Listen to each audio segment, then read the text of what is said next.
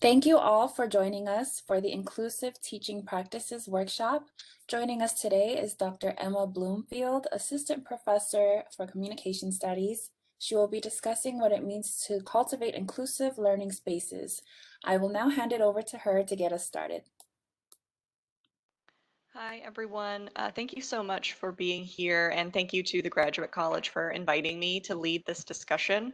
I also want to acknowledge, before I get started, Melissa Bowles-Terry, who's Director of the Faculty Center. She ran an inclusive classroom workshop I attended a few years ago, and that helped me develop an earlier version of this presentation, along with my former colleague, Dr. Carlos Flores.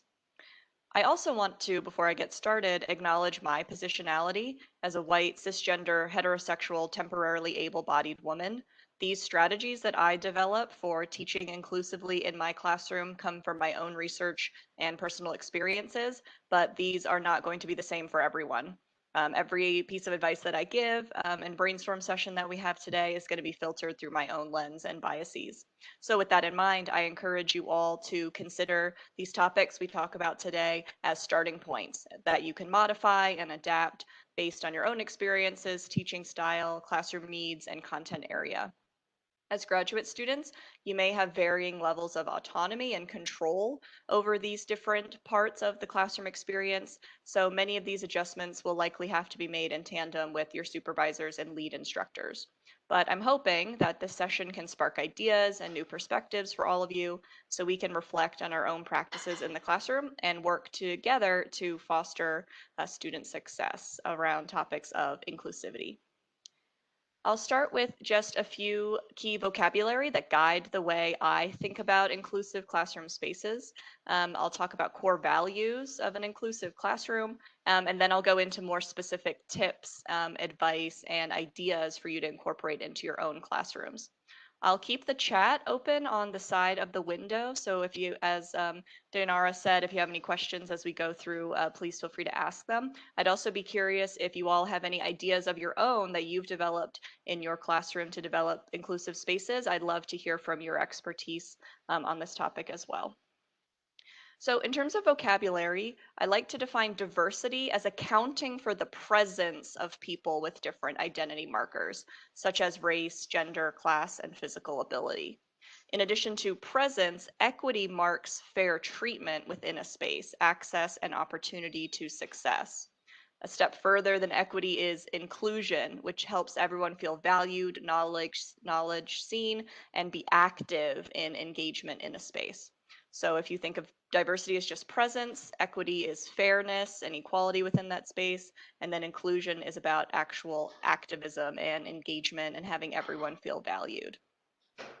So a core values of this inclusive classroom space where everyone does feel valued and everyone is welcomed and actively engaged in a space is one, to empower students to tell stories and see their experiences as valuable. I think a lot of professors, a lot of instructors rightly think about themselves as an authority figure in a room, but we also want to think about how can we empower our students to see their experiences as valuable as well. The second is to build a community in the classroom, so foster a sense of community, belonging, and welcoming. The third is to design content and policies to foster this feeling of welcomeness and inclusivity. And the fourth is to engage knowledge as a constellation. And by constellation, I mean that the course content learned in the classroom doesn't stay in the classroom. It connects to other points of reference, such as students' other classes, their careers, current events and news, and their personal experiences. We don't think about our classroom spaces as isolated, but we see about it as being in conversation with a lot of different other sources of information that students experience. So that is sort of my preamble to our discussion today in terms of who I am, how I'm approaching this topic, some key vocabulary, and then core values. So in the next part of our time together, I'm going to walk you through some concrete steps that you might consider taking in your own classroom spaces, again, in conversation with other instructors or lead instructors or supervisors in the areas of classroom climate, the syllabus, content, activities, and assignments. These are things that either I've practiced in my own teaching, have done research on in my various areas of research, or have been successful for other people. This is not to say that you should employ all of these things. I don't even employ all of these things, but just to get us started in thinking about various tools that you might try in your own space. And again, some of these are going to be quite low stakes, low effort to employ, and some of them involve more critical thinking and overhauls of classroom spaces and content. So again, things that you'll want to be reflective on in terms of your own autonomy in your classroom space, which for all of you might be slightly different. So let's start in the area of classroom climate. One of the first things that I like to do when I set up a classroom space is to create community standards. And community standards are co-constructive, collective rules or standards that the class agrees to abide by. I like putting community standards in place because they're signed onto by everyone in the classroom, and people can express what's going to make them comfortable coming to class every day, whether physically or virtually. So this can be an activity you do on the first day of class where you set up, hey, here are some standards we want for the space. And it can be anything quite vague to just respect, right? Respect each other, respect people's opinions and ideas, to more specific things like not having, side technology or phones, in play. So these community standards, again, are things that the class collectively comes up with, and then I like to post them once everyone agrees to them on the Canvas page and refer back to them to say, are we meeting these community standards? Are we creating a space where people feel comfortable? Another thing I like to do to create an inclusive classroom environment is borrowed from improv. It's the idea of yes and. And this idea really refers to one of our core values of an inclusive classroom being empowering students to share their voices. If you say yes and to people when they volunteer something or when they answer a question, you validate that student's voice as important and valued. And they can see themselves as having valuable contributions to the classroom. So this means that you don't simply move on from a student, right, when they submit an answer. And it means that you don't necessarily tell a student no, or that they're incorrect, or what they shared is not important. Of course, you want to correct content errors, but still validate that a student has created an important contribution by volunteering their perspective and their answer. Something else I like to do to build an inclusive classroom climate is to create or encourage students to create groups outside of the classroom. And this can help students build support networks. So they have people to go to when they have questions about class content, or when they need support studying or working on different assignments. You can do that as an instructor by creating groups within Canvas. I've done that for projects before where I'll assign students in groups and then they have their own personal discussion board within that group within Canvas. You can also use the Canvas chat feature. I've not personally used it, but I've heard of colleagues who have had luck with students going in the chat on Canvas to ask questions and to talk with each other about readings. And some professors I know also have started shared Google Docs for note taking. So starting a Google Doc at the beginning of class, sharing the link with everyone, and then people can co-write notes, ask questions within a Google Doc, and then it becomes sort of a written note taking or minutes about what happened in the classroom space. Again, these kinds of activities create a climate where students are not only coming to you for support, but they're also going to their peers and providing that support as well. When we are in person, I like to have introduction and icebreaker activities. It can be harder to do those activities online, but we can still do them. For example, putting students into breakout groups and having them introduce themselves to one another, come back into from the breakout group and then introduce the people in their group. When we've done icebreakers in person, I like to do creative things like have students do charades to tell them a bit about themselves. When you're working in an online space, you can get creative, right? Are there different ways that people can put emojis in the chat to express themselves, or a meme as a way of telling people about who they are? If you have icebreakers and introduction activities, everyone gets to know each other a bit more than just as students. You can get a sense of the personality of the students, and as the name implies, it breaks the ice. It encourages people to be more interactive in these digital spaces. In lieu of an icebreaker activity, you could also have a discussion board where students post introduction videos. Whenever I have students do intro videos, one, have them include their pronouns, so people aren't assuming what people's pronouns are, and then also including things people are passionate about. So it's probably not going to be related to course content, which is fine, but just a way for people to tell the class more information. Something else that can happen in a digital space in terms of classroom climate is creating a course Q&A discussion board. So on Canvas, I always have a discussion board that's pinned to the top that's open Q&A. Students can ask questions about the syllabus, about assignments, about rubrics.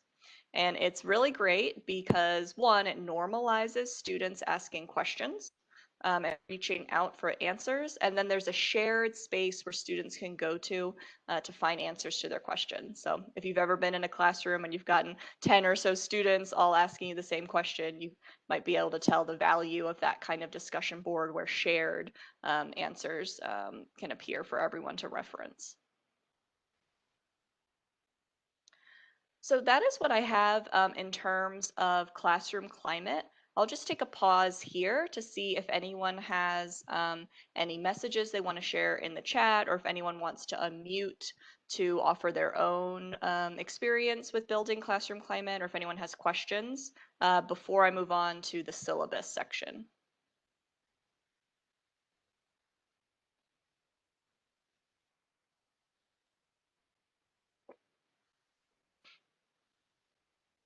I know it sometimes takes a while to type in the chat, so I'll just pause for another second, but it's not seeing any. That's totally fine. I'll just move on to the next section of how to build an inclusive classroom environment, which is building the syllabus.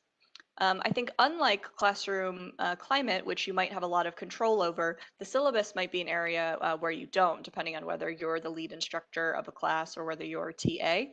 So definitely bring these topics up to people, to supervisors if you're interested in them, but you might not be able to, change them yourself. But just some things to think about. First is in terms of what is in the syllabus. I like to use first person language in the syllabus. So saying, I am running this class as opposed to the instructor is running this class. And instead of saying the students do XYZ, I say you will do XYZ. And that's a way of making the syllabus less formal and more conversational. It's a way of inviting the students to see themselves as part of the course and to start connecting with you early on in the course about who you are as an instructor. That includes my identity statement, just like the one I gave at the very beginning of this presentation. I include that in my syllabus as well, again, for students to get a sense of my perspective and how I'm approaching the course content. Some things you can also consider is adding to the syllabus a land acknowledgement. I'm going to put in the chat the library guide related to Native Americans. They have a really great land acknowledgement that talks about the UNLV sitting on the land of the Southern Paiutes. So land acknowledgements, I think, are becoming more common, and it's a way to work towards decolonization and acknowledge, the land that we occupy in our educational institutions.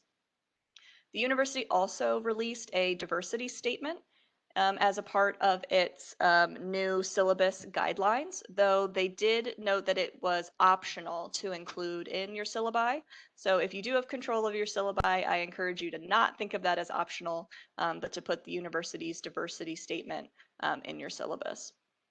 Other content you could consider are things like university resources, community resources, COVID-19 resources, anything related to current events that might help students. I like to have the UNLV pantry hours in the syllabus to communicate to students that we are resources beyond just our classroom space and environment.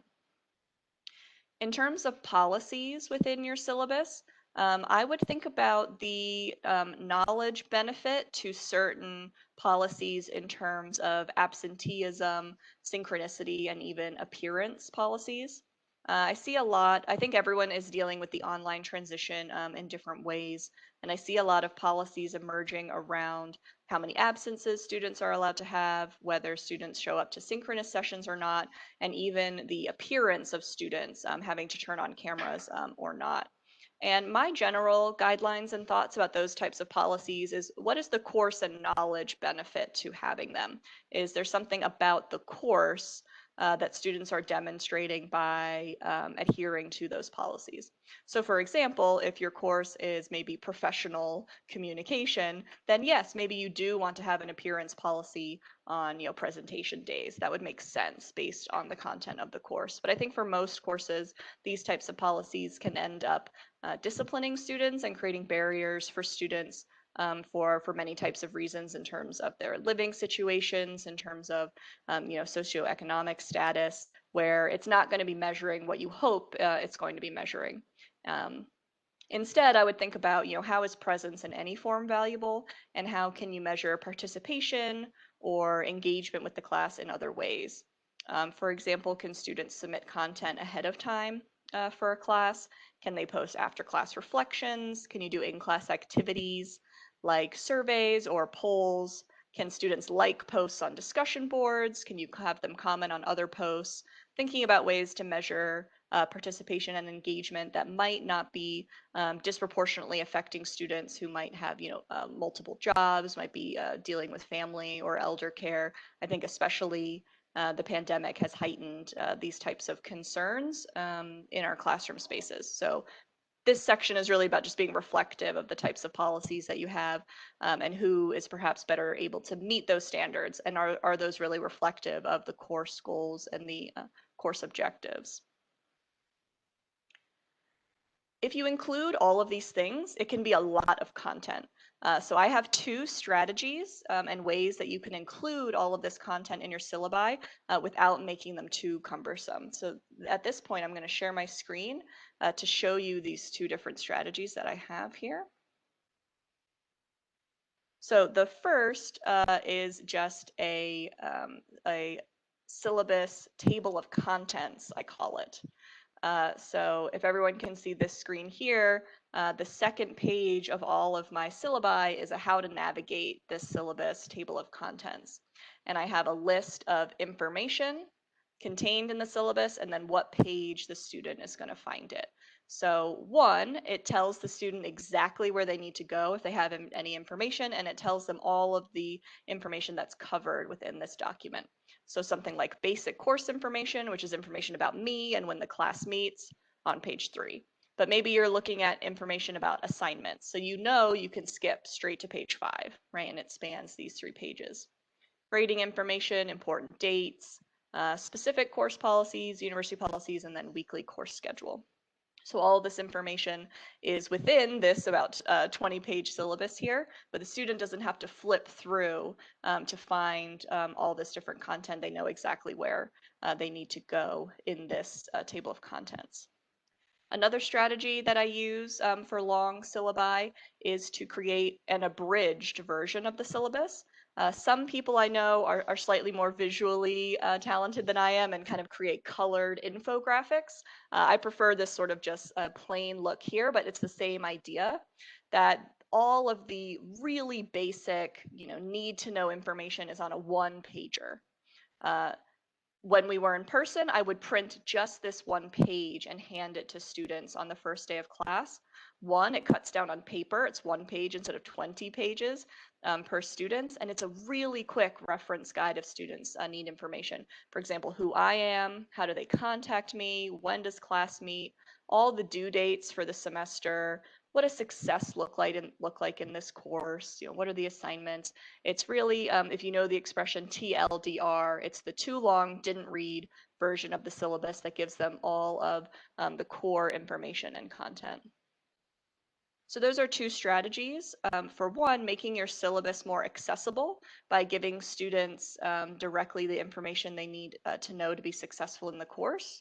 And then also just a way that you can make sure that you have a lot of content that they need, but it's not going to be cumbersome to students to go through all of it.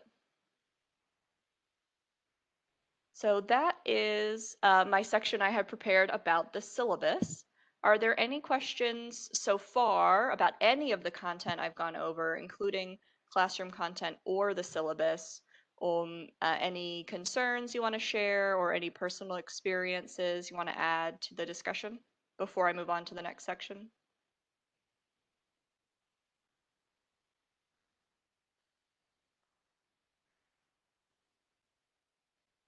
Again, I'll pause just in case anyone's in the chat.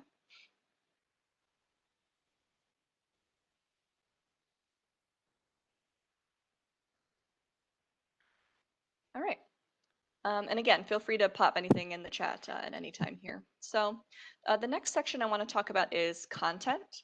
And again, depending on your role in the classroom, you might be more or less able to change this. But I like to think about the content in my classrooms in terms of who am I assigning for students to read, whose voices am I amplifying by giving them a place on my syllabus. So I encourage you to think about actively including scholars of color, women scholars, scholars with disabilities, queer scholars, and intersectional scholars in these assigned readings and as examples in the classroom. Thinking about how we can include a diversity of different voices in the ideas and the content we have students read to one, encourage all students to feel welcome in the space, and then also encourage students to engage with a diversity of different voices in the classroom. One way that you can check that you're emphasizing scholarly diversity and also to, in a way, perform that to students to show them that there is diversity in the scholars you're reading is to develop author bios or scholar profiles. So I'll share my screen again, but I create author bios for all of the authors in my classroom that I assign. And I include for each week the authors that they will read. I include the reading reference so they know which reading I'm referring to. I have a picture of the scholar, again, to emphasize the diversity of scholars that we're reading. I have quick blurbs, which are usually copied from their faculty profile pages, and then links if they want to learn more about the scholar. I like doing this for a bunch of reasons. One being, I found that students would always reference the authors of our readings as he's. No matter who we were reading, what the content was, it was always, oh yeah, he says X. And even though the first names are at the top of all the readings, students are just internalizing that scholars and people who produce academic content are male presenting. And I wanted to challenge that belief. And then I also wanted to challenge the idea that only white scholars are read in our spaces. So I create these author bios. They're just a quick Canvas page right before the students get to the reading. Again, the name of the reading, some author details, their image, and then links for more information. I think it's a way to check myself that I am assigning, right, a variety of different scholars and different voices, and then also showing the students the perspectives and identity markers of the people we're reading, just like I tell them my identity markers as their instructor. These are also great because once you make them, then you have them. And if you teach that scholar in multiple courses or you teach it again, you have it as a resource already set up into Canvas. You might say to yourself, well, what if the topic that I'm teaching does not lend itself to demonstrating this kind of diversity, right? There's not, depending on the field, there are kind of varying levels of voices contained within it. So if these scholars are not present in your readings, you can't modify the readings or you find it difficult to find them, you could consider inviting diverse scholars as guest speakers. Maybe they don't have publications that you can point to or have students read, but you could still invite them into the classroom as guest speakers or find YouTube videos of them doing interviews or giving lectures. There are ways to incorporate diverse voices even if they can't be included in the content on the syllabus. You could also consider teaching the lack of diverse voices as a topic of discussion in a classroom space. So I teach a class called The Rhetorical Tradition, and it talks about rhetorical theory from Plato to today. And for the first almost half of the course, there aren't really that many women and there aren't really that many scholars of color that we read. So I talk about that openly in the classroom. Who is present in the readings, who counts in the canon or the traditional scholarly articles that we read when we teach this course, and why. What does that say about the course content, about this topic, who's able to be present and heard, and what are ways that we can challenge this absence. So if you can't include diverse scholars in your content, Again, you can think about guest speakers, you can think about finding content in terms of videos that you can share, and then you can also think about including that lack or that absence as a topic for discussion. Um, I have not personally done this, but I've had colleagues who have, as an assignment, had students go out and find diverse scholars. And one, that helps them build out their content, and it gives students some agency to seek out and learn how to find diverse voices. So that's what I had for the content area. I wanted to keep that relatively short because I know that if for those of you who are TAs, you might not have control as much over this area of the course, but it's certainly something to think about and reflect on along with any supervisors about what is the content and what is kind of the makeup of the different voices that you're teaching in the classroom space.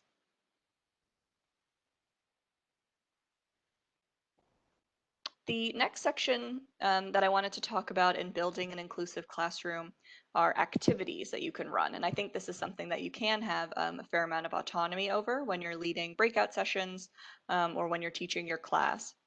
I'll start with one of my favorite activities that I run in almost all my classes, which is something I call reading circles. It's known by a variety of names in kind of the educational literature. But the basic idea of reading circles is that students are pre-assigned to different groups, and each group has a different task they have when they approach the readings they do for the course. So the basic idea is that students with a task in mind are more confident when they do the readings. They're more comfortable sharing their perspectives and opinions because it's under the umbrella of this task that they've been given, and they better understand the reading because they have a purpose in mind as opposed to just generally understanding it. So when I do reading circles in that class I mentioned, the rhetorical tradition, I have students assigned to a summarizer group, and their goal is to write a paragraph that summarizes all the key points. So it's almost like a key point lister task. The theorizer group connects the reading to other readings we've done in the class, and then also the course objectives and key vocabulary. The researcher group researches and defines any difficult vocabulary in the reading, and then also creates bios about the author. And then the connector group connects the reading to real life examples and events and brings in news stories around themes relevant to the reading. So again, all the groups are reading the same content, but the task that they have in mind gives them a way in to approach the reading, and then also gives them something specific to do and to report on. I've done research on this reading circles activity, and statistically, the application of reading circles in my research was shown to be effective in increasing classroom confidence overall, increasing student participation and share out, and specifically there were gains in encouraging students of color to participate in classroom spaces. So this is something you can consider doing quite easily on Zoom or WebEx through breakout groups, and just making sure that students know their assigned task before they do the readings. Some other activities that you can do are things I call entrance tickets and exit tickets. And the main idea behind this activity is entrance tickets. Students have a task to do as they come into the door or come into the room, the classroom virtual room, or exit tickets. They have a task to do before they can leave or exit the space.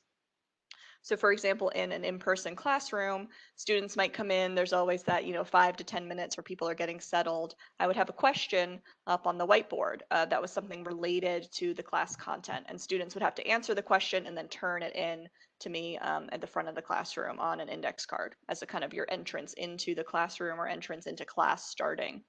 Similarly for exit tickets, right? You could have a reflection question or some kind of task, and then students turn it into you before they are then dismissed from the classroom. Not having in-person classrooms, you can do the same type of entrance and exit tickets through apps. There are a lot of different apps that you can use. I personally like the app Socrative. That is an app that can do multiple choice questions and open-ended questions asynchronously that students can answer as they come in or leave a classroom. Poll Everywhere is a similar type of polling multiple choice app, and then Kahoot, again, is a type of multiple choice quiz app that is gamified, where you can have winners and losers in terms of like quiz reviews and things like that. So apps can be ways to do a similar kind of, okay, here's a task as soon as you come in to orient you to the class discussion, and then something to do before you leave the space. One reason why these are good at building an inclusive classroom environment is that everyone's participation is valued. Especially if you teach large intro level classrooms where not everyone can be called on, students can still feel like they are participating and having their voice at least seen by you, even if it's not shared out in front of the entire class. I also like it because you can pre-confirm answers for students. So for example, if I have an introductory question, oh, how does this reading relate to X topic? As the answers come in on an app like Socrative, I can see the name of the student and their answer, and I can say, oh, wow, X student, your answer is really great. Can you share that with everyone? And again, that builds confidence, that builds the idea that they are experts and empowered over their own experiences, and they're confirmed in having something valuable to share without having to volunteer and risk, right, being incorrect. Things like entrance tickets can also be used as attendance. So ways to say that students are present and they're there and they're submitting some ideas relevant to course information. Other activities, it's related, I mentioned it briefly, to that connector task in the reading circles. Even if you don't do things like reading circles, you can still task students with posting on discussion boards, sharing out in class, or bringing to class news events or memes that they see that are somehow related to themes in the course content that you're talking about. Again, encouraging them to make those connections and constellations with course information and topics outside of the classroom. It's also a really great way to foster creativity. If students have to do a research assignment or do some kind of final paper, getting them to think about the ways that this information is impactful outside of the classroom can kickstart, right, that creative process and build towards other assignments. I'll pause again here just to check to see if there are any questions. And then the last section I'm going to do is things related to assignments. So are there any questions so far over kind of any of these areas I've talked about?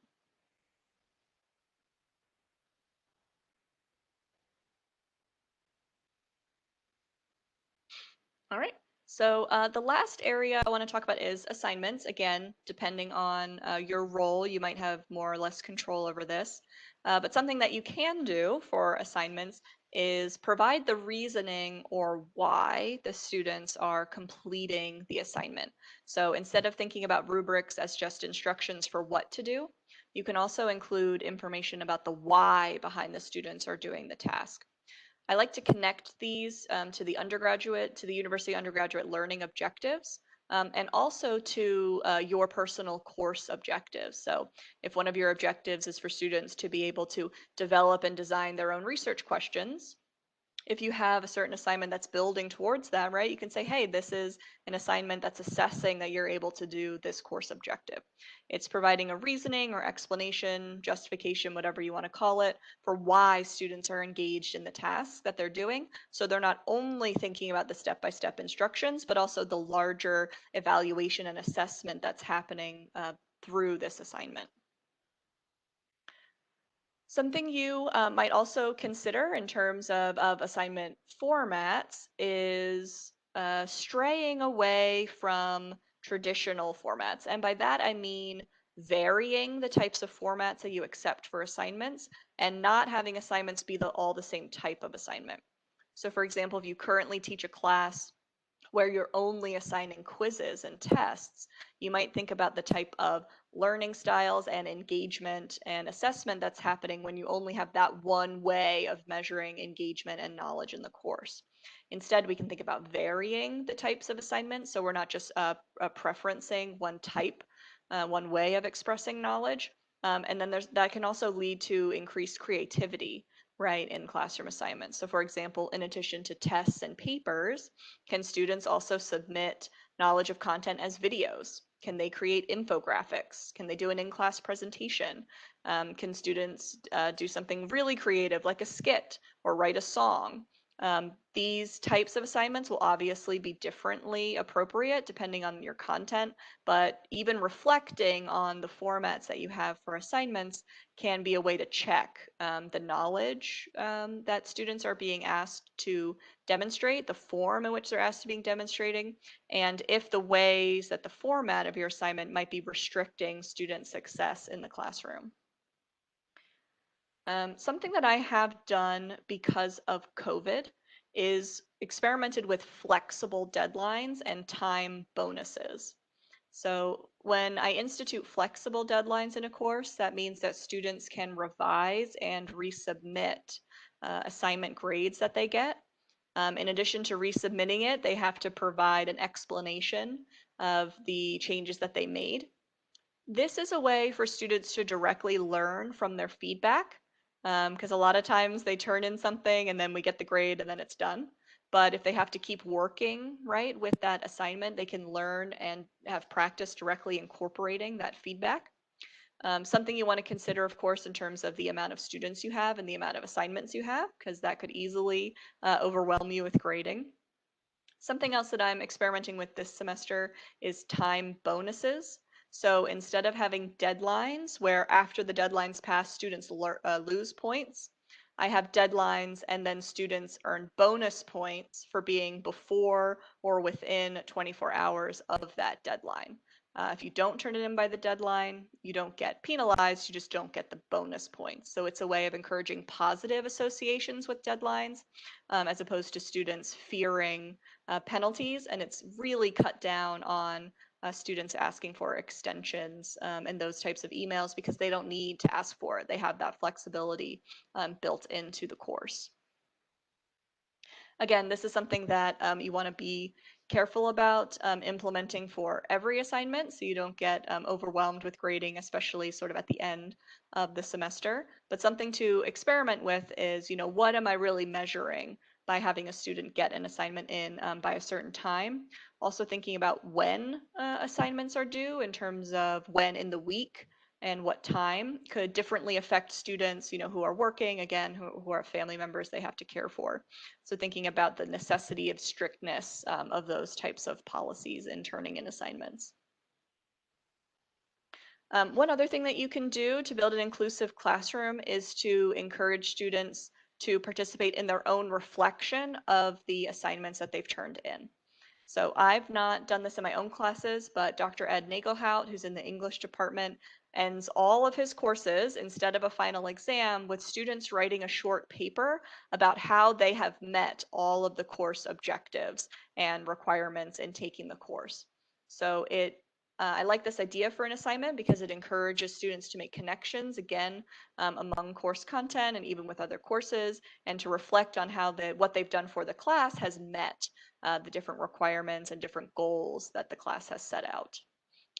So if you think about the course objectives, what are the student going to end the course having known or be able to demonstrate in terms of skills? A reflection paper can be a way for a student to really hone in on that progress they've made, the growth they've made, the knowledge that they've developed, the skills that they've developed. And that could, of course, be in tandem with another culminating assignment. But just thinking about ways that the assignments that we provide to students to evaluate them are giving us a sense that they have met those different requirements we have for the course. I'm going to leave more time here if anyone wants to pop anything in the chat or ask a question. But as I'm wrapping up, I did want to share some additional resources with all of you. You're all here, obviously, because you value inclusive teaching or interested in inclusive teaching, and coming to workshops like these, to discussions like these, are ways to build your knowledge of the available tools out there. The Intersection, which is the Multicultural Center on campus, is holding events in March and April. also around inclusive teaching with a panel of teachers, not just me, in March, and then an open workshop for people to bring activities, syllabi, and assignments to workshop making them more inclusive, which will be in April. I'll put the link in the chat to learn more about these events and potentially register for them if you like to continue this discussion. And then another great resource is the Office for Disability Resources that does designs around what we call universal design. And that's a way to make sure that your classroom is not only diverse in terms of things like gender and race, but also ability, and making sure that class materials are accessible, the way that you're designing assignments is accessible. And I think that the best place to go for resources around ability and disability is the Office for Disability Resources. The best place to go for information about identity and race are places like the intersection. So definitely seek out other resources on campus, other areas of expertise that can help deepen your learning in any of these areas. So are there, any questions that have come up? Anyone want to share anything from their own experiences? Oh, great. I see a comment in here. Yeah, this is a really great question. So thank you, Dianara. This question is related to how do you incorporate, if you do, external current events and realities into classroom spaces? I tend to answer this question differently depending on your own classroom and your class dynamics.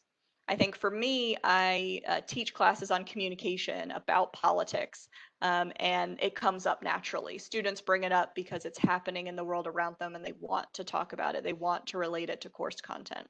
But for some classes, you might not feel confident bringing the information up, or you might feel that it would be shoehorning it in or would be irrelevant to the classroom discussion. So I think the safest way to do it, the most straightforward way, is to wait till students bring it up. But I do encourage you, if you are interested in those topics, if you want them to build that ability to make connections between course content and external realities, I would try to design assignments or course discussions, or maybe bring in examples from those events and have students, right, share their opinions and try to relate it to course content. I do think that that's a valuable learning experience for students. And in the current times we're in, they're likely thinking about it anyway. So it can be a way also to encourage participation and have students feel like their opinions about these topics are valued. So thank you for that question. I think it's a great one.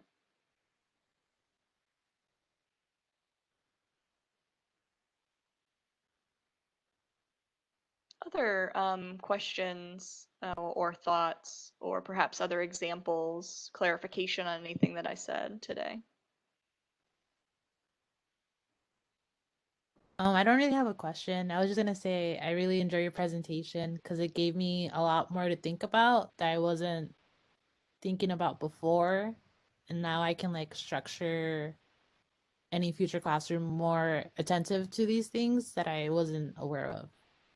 Oh, fantastic. Thank you, Beatrice. That's very nice to hear. And I will pop my email in the chat. So if anyone wants to follow up with me as you start, doing any of these kinds of adjustments or making any changes, I'd be happy to share any resources I have, templates for things, or anything in more detail. So that's great. Oh, and thank you, Star. I see in the chat as well. Thank you. And I also really like the explaining an assignment because I feel like being a student, sometimes you're like, why are we doing this? What's the point?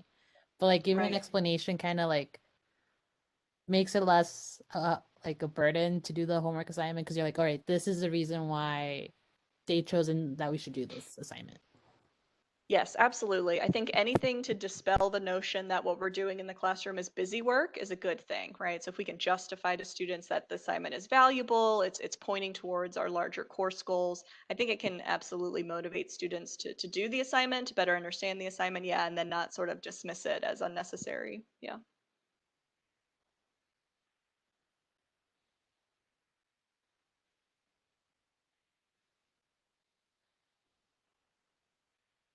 All right, well, I don't see other questions, so I think I will sort of close with my final thought that I end all of these presentations with, which is that when we break down structural barriers to success, all students are helped. So this is not about only helping some students or only valuing certain voices. This is about breaking down all barriers, developing inclusive policies so we can empower all students to be successful. So thank you all so much. You're here. This is at the very least the first step for you all, and I encourage you, to do some of that critical reflection and thinking. And then you have my email if you want to reach out for any follow-ups. You have other resources at the university that you can explore. And there's a lot of changes potentially you could make, but even making a few of these changes and tweaks can create this inclusive classroom space for all of your students. So thank you all so much. Awesome. Thank you, Dr. Bloomfield, for sharing your time today. And thank you to all of our participants for joining us. So I hope everyone has a great rest of the day. Thank you. Thanks, everyone.